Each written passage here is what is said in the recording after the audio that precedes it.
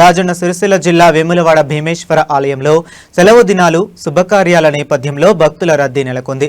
చుట్టుపక్కల జిల్లాల నుంచి భక్తులు పెద్ద సంఖ్యలో తరలివచ్చి స్వామివారిని దర్శించుకుంటున్నారు. భక్తుల రద్దీని దృష్టిలో ఉంచుకుని ఆలయ ఈవో రమాదేవి ఎప్పటికప్పుడు ఏర్పాట్లను పరిశీలిస్తున్నారు. క్యూలైన్ల నిర్వహణ, భద్రత, అన్నదానం, తాగునీరు, వైద్య సదుపాయాలపై అధికారుల ప్రత్యేక దృష్టి సారించారు. భక్తులు ప్రశాంతంగా స్వామివారిని దర్శించుకునేలా అన్ని శాఖల సమన్వయంతో ఏర్పాట్లు చేసినట్లు ఈవో రమాదేవి తెలిపారు. అధికారులు, సిబ్బంది అప్రమత్తంగా ఉంటూ పరిస్థితిని ఎప్పటికప్పుడు సమీక్షిస్తున్నారని పేర్కొన్నారు.